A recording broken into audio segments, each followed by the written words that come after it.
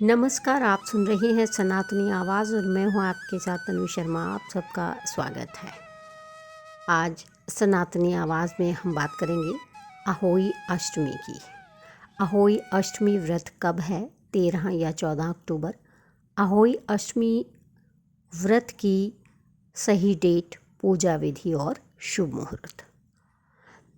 दोस्तों, अहोई अष्टमी हिंदू धर्म का एक महत्वपूर्ण पर्व है जिसे मुख्य रूप से माताएं अपने बच्चों की लंबी उम्र, स्वास्थ्य और सुख समृद्धि की कामना के लिए करती हैं। ये व्रत कार्तिक माह के कृष्ण पक्ष के अष्टमी तिथि को पड़ता है और इसे अहोई माता को समर्पित माना गया है। अहोई माता को बच्चों की रक्षक देवी के रूप में पूजा जाता है और श्रद्धालु इस दिन विशेष व्रत और पूजा विधि का पालन करते हैं। अहोई अष्टमी पर घर में माता का चित्र या मिट्टी की आकृति बनाकर उसकी पूजा की जाती है। अहोई अष्टमी का व्रत संतान के लिए किया जाता है। इस दिन माताएं संतान की लंबी उम्र और अच्छे स्वास्थ्य के लिए उपवास रखती हैं और अहोई माता की पूजा करती हैं। इस दिन की सबसे खास परंपरा है तारों को अर्घ देना। सूर्यास्त के बाद महिलाएं तारे देखकर अहोई माता की कृपा के लिए जल अर्पित करती हैं और संतान के उज्जवल भविष्य की कामना करती हैं। व्रत के दौरान अहोई कथा का पाठ करना भी अनिवार्य माना जाता है, जिसमें माता के चमत्कार और उनके भक्तों की रक्षा की कहानियाँ सुनाई जाती हैं। आइए अब जानते हैं इस वर्ष अहोई अष्टमी कब है, पूजा विधि और शुभ मुहूर्त। अहोई अष्टमी का व्रत 13 अक्टूबर 2025 सोमवार को रखा जाएगा। इस दिन अष्टमी तिथि का आरंभ दोपहर 12:24 से होगा और समापन 14 अक्टूबर 2025 मंगलवार को सुबह 11:09 पर होगा।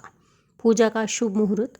अहोई अष्टमी की पूजा का शुभ समय शाम 5:58 से लेकर 7:13 तक रहेगा। इस दौरान महिलाएं उपवास रखकर अहोई माता की पूजा करती हैं। तारों को अर्घ देने का समय।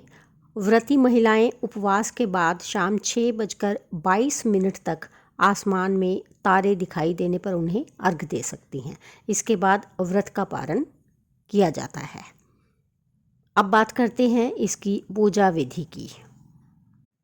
अहोई व्रत के दिन व्रत करने वाली माताएं प्रातः उठकर स्नान करें, पूजा पाठ कर माता अहोई से संतान की उन्नति, शुभता और आयु वृद्धि की कामना करें व व्रत संकल्प लें। अहोई माता की पूजा करने के लिए अहोई माता का चित्र गेरू रंग से बनाया जाता है। इस चित्र में माता से और उसके 7 पुत्रों को अंकित किया जाता है। संध्या काल में इन चित्रों की पूजा की जाती है। चौकी पर पीले या लाल रंग का साफ वस्त्र बिछाएं। चौकी समेत पूजन के स्थान को गंगा जल से शुद्ध करें। अहोई माता को अष्टकोणीय रूप में चौकी पर पूर्वोत्तर दिशा में स्थापित करें।